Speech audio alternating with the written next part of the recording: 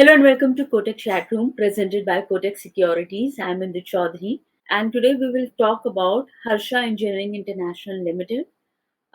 इस upcoming IPO के बारे में पूरी डिटेल्स जानने के लिए आज हमारे साथ इस कंपनी के मैनेजमेंट जुड़े हुए हैं। हमारे साथ कंपनी के चेयरमैन मिस्टर राजेंद्र शाह हैं।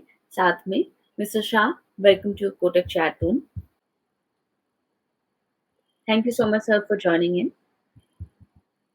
So, my first question is the company was established in 2010.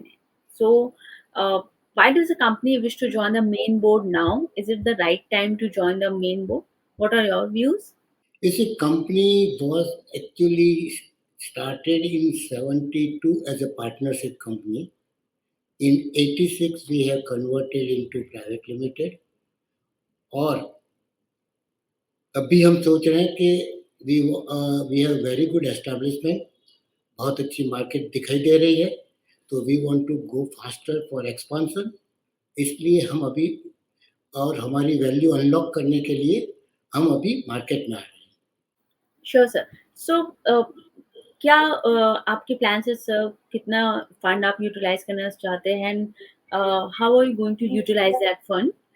देखो, हमारा जो इश्यू है उसकी साइज है 755 करोड़, 755 करोड़। उसमें से 455 इज अ फ्रेश इश्यू और 300 करोड़ है वो ऑफर फॉर सेल है, which we promoters are offering to the public. और हमारा जो प्राइस बैंड है वो 314 से लेके मिनिमम और floor price is 330 for equity share of ₹10। ये जो हम प्रॉफिट्स आएगा 455 करोड़ का, उसमें से अराउंड 270 करोड़ हम जो डेप्ट है हमारा अभी का वो पे कर देंगे। देन 70 करोड़ के आसपास हमारा कैपिटल इन्वेस्टमेंट करेंगे, 8 करोड़ रुपया का इंफ्रास्ट्रक्चर डेवलपमेंट के लिए यूज करें, बाकी का जो जनरल कॉर्पोरेट पर्पस के लिए रहेगा। Although we are all aware that Harsha Engineering is an engineering firm, but we are not really familiar with the products, जैसा मैंने आपको बताया. So please tell us about your products. We are making bearing cages. अभी मेरे पास है नहीं तो मैं आपको बता, लेकिन हमारे जो पब्लिसिटी में है उसमें दिखाया है केज। केज क्या होता है कि बेरिंग में 4 पार्ट होता है, इनर रिंग होती है, आउटर रिंग होती है, रोलर और बॉल होते हैं, और उसको बॉल को रोलर को सेपरेट करने के लिए जो आता है उसको केज बोलते हैं। तो हम ये केज बनाते हैं और हम हर एक टाइप का छोटे में छोटे 20 मिलीमीटर साइज से लेके 2 मीटर डायमीटर तक की बेरिंग का बनाते हैं। और हम 3 डिफरेंट मटेरियल में बनाते हैं।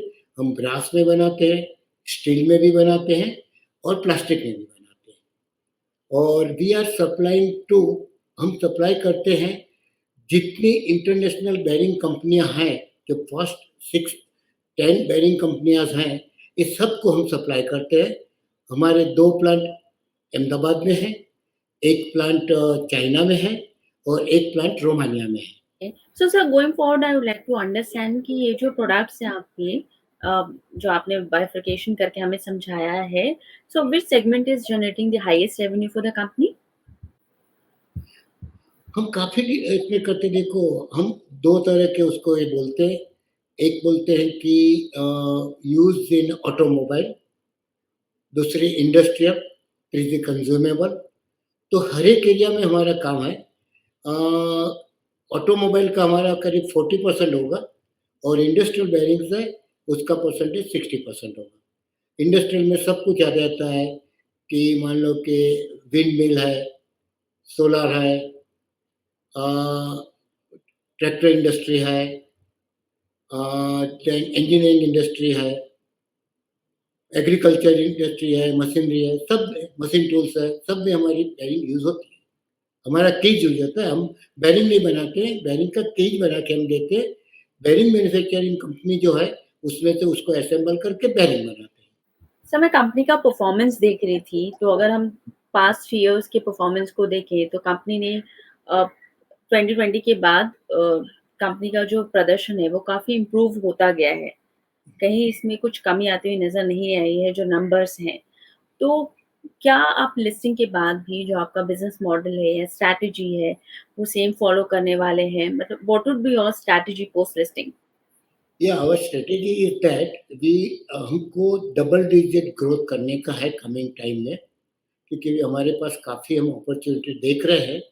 तो ये जो आएगा उनमें से बाद में हम फर्दर 400 करोड़ का इन्वेस्टमेंट नेक्स्ट 3 टू 4 ईयर में करीब 400 करोड़ का इन्वेस्टमेंट करने का सोच रहे हैं, और वो इन्वेस्टमेंट से हम उसको काफ़ी एक्सपांड करना चाहते हैं।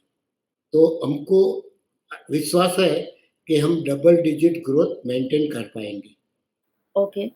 Uh, also, are you going to launch new products also? Are you want to enter into new segments? आप किसी नए सेगमेंट में भी एंटर करना चाहते हैं? कुछ नए प्रोडक्ट्स भी अपने प्रोडक्ट पोर्टफोलियो में ऐड करना चाहते हैं? हाँ, देखो एक तो है कि बेयरिंग केज में जो लार्ज डायमीटर का बेयरिंग होता है, कि जिसका डायमीटर 700-800 एमएम से ज़्यादा है और अप टू 2 मीटर तक का डायमीटर है। ऐसे केज अभी हम कम बनाते हैं, और क्योंकि हमारे काफ़ी कस्टमर खुद अपने आप भी बना लेते हैं, तो वो बिज़नेस में हमको जाने का है, इसलिए हम उसको एक तो डेवलप करेंगे। दूसरा जो है कि अभी चाइना प्लस की बात चल रही है, तो चाइना प्लस के इम्पैक्ट के हिसाब से काफ़ी बिज़नेस इंडिया में बढ़ने वाला है बेयरिंग का, तो उसके हिसाब से भी हमारा ग्रोथ बढ़ेगा। तीसरा सेक्टर है कि अभी हमारी जो बिज़नेस का कंसंट्रेशन है, वो मेन 3 कंपनियों में ज़्यादा है, एसकेफ, टिमकेन और सेफलर। और जापानीज़ कंपनी में हमारा अभी बहुत कम परसेंटेज है, तो अभी हम जापानीज़ कंपनी में कंसंट्रेशन करेंगे और जापान में ही सप्लाई करेंगे। ये बिज़नेस का हमको डेवलप करने का चांसेस, अभी हमारे पास काफ़ी ऑर्डर है, तो हमारे पास काफ़ी पिक्चर दिखाई देता है कि वहाँ जो हमारा अभी खाली 1 टू 2% ही शेयर है, दैट में गो अप टू 10 से 15% तक बढ़ सकता है, तो वहाँ हमारे लिए ज़्यादा ज़्यादा स्कोप है, वो हम करेंगे। दूसरी एक प्रोडक्ट में हमने वेरी रिसेंटली लास्ट 2 साल में ब्रॉन्ज बुशिस डेवलप किया है। जो ब्रॉन्ज बुशिस है, एक प्रकार की बेयरिंग ही है, कि बेयरिंग की जगह पहले बुश यूज़ करते थे, ब्रॉन्ज के बुश यूज़ करते थे। अभी जो विंड मिल के गियर बॉक्स जो बनाते हैं, वो लोग अभी तक उसका प्लैनेटरी गियर में भी बेयरिंग यूज़ करते थे, लेकिन उनकी वजह से उनकी साइज़ बहुत बड़ी हो जाती थी। तो उन लोगों ने नया डिज़ाइन तैयार किया है कि जिसमें गियर बॉक्स की साइज़ कम हो जाए, और उसमें ये बॉन्ड प्रोसेस यूज़ होगा, और इसका हमको काफ़ी अच्छा ऑर्डर मिल रहा है, और हमको काफ़ी कॉन्फिडेंस है कि वो बिज़नेस काफ़ी हम बढ़ा पाएँगे नेक्स्ट 4-5 साल में। So as you have said, you have different clients in different geographical locations. तो आपके ऑर्डर बुक में सबसे बड़ा हिस्सा, सबसे बड़ा ऑर्डर किस कंट्री या किस क्लाइंट की तरफ से मिला हुआ है? अभी हमारे में सबसे ज़्यादा अपन ले तो अभी यूरोप में हमारा बिज़नेस ज़्यादा है, चाइना में है, यूरोप में है, अरे यूएसए में है, साउथ अमेरिका में भी है।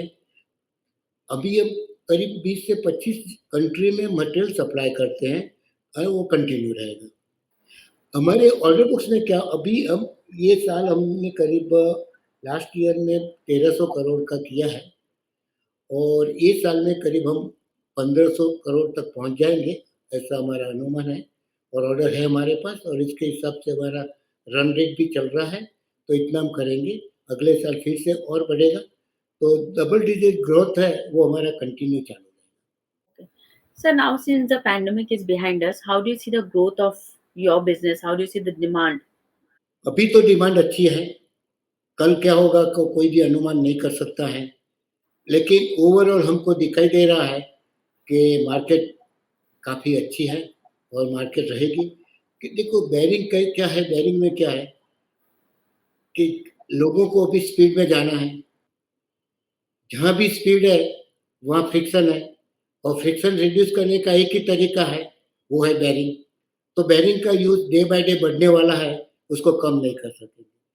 दूसरा, अपने घर में भी आप देखें, आपका फ्रिज का यूज़ बढ़ गया, आपके होम में काफ़ी चीज़ें हम मशीनरी वाले यूज़ करने वाले हैं, करते हैं, तो उसमें भी काफ़ी है। अपना पंखा देखो, पंखे का कंज़म्पशन काफ़ी बढ़ रहा है। हर एक पंखे में 2 बेरिंग तो आएगी ही आएगी। तो बेरिंग का कंजम्पशन कम होने वाला नहीं है। The company has approximately 50 to 60% of market share in the organized segment या of Indian bearing cages market. ऐसा मैं पढ़ रही थी। So हुँ, ये जो सेक्टर है ऑर्गेनाइज्ड सेगमेंट की, इसमें आपको लगता है किस तरह की ग्रोथ कंपनी आगे और दिखा सकती है? 50 टू 60% का मार्केट शेयर देखो है अभी बस। हिस्ट्री क्या है कि इंडिया में पहले सब बेरिंग मैन्युफैक्चरर्स केज खुद ही बनाते थे। हमने पहला स्टार्ट किया 78 में मेटल बॉक्स की कंपनी थी, मेटल बॉक्स इंडिया लिमिटेड करके खड़गपुर में कंपनी थी, उसको केज दिया हमने कॉर्पोरेट सेक्टर में और वो हम काफ़ी सक्सेसफुल रहे। बाद में हम सब बेरिंग कंपनी को अप्रोच किया कि भाई we can give you cage what you want. वो टाइम पे क्या हो रहा था कि काफ़ी डुप्लीकेशन हो रहा था, तो बेरिंग कंपनी अपने आप ही बना लेती थी क्योंकि उनको डर लगता था कि केज अभी मिल जाएगा बाहर से, तो डुप्लीकेटर काफ़ी डुप्लीकेशन करेंगे। तो उसके सामने हमने उसको विश्वास दिया, कि कभी भी हम एक भी केज किसी को बाहर सेल नहीं करेंगे और आप समझ सकते हैं कि ऐसा कॉन्फिडेंस डेवलप करने में बात करने से कॉन्फिडेंस नहीं आता है, टाइम ही प्रूव करता है।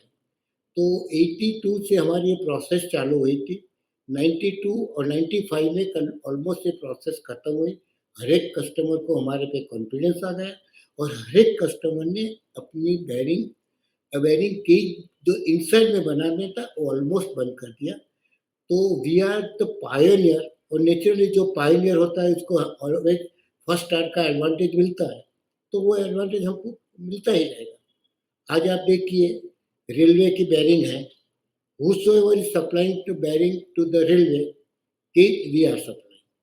तो काफ़ी ऐसा एरिया है कि जहाँ हमारा 100% भी कंट्रीब्यूशन है और कस्टमर को क्या चाहिए उसको अच्छी क्वालिटी चाहिए, टाइम से डिलीवरी चाहिए और रीज़नेबल रेट होना चाहिए।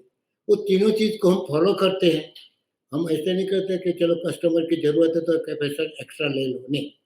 हमारा जो स्टैंडर्ड है उसके हिसाब से ही चलते हैं, तो इससे उस हिसाब से हमारे कस्टमर हमारे पे काफ़ी विश्वास करते हैं और हर एक कस्टमर देखो कि जो 78 में हमने ये जो अभी टाटा बेयरिंग है उसको सप्लाई करते थे, आज भी हम करते हैं। तो वो कॉन्फिडेंस कब बिल्ट अप होगा कि certain norms we are following, certain value system we are maintaining. तो इसके देखते हुए हमको नहीं लगता है कि immediately we have any challenge. Okay. अब बहुत-बहुत शुक्रिया सर आपका हमारे साथ बातचीत करने के लिए and we wish you all the best for your upcoming IPO. हमें पूरी उम्मीद है कि कंपनी और अच्छा आगे ग्रो करेगी और अच्छा परफॉर्मेंस कंपनी का जारी रहेगा। Thank you so much for joining thank us and sharing your thank you ideas very with us. Much. Okay, thanks bye. Investments in securities market are subject to market risks. Read all the related documents carefully before investing.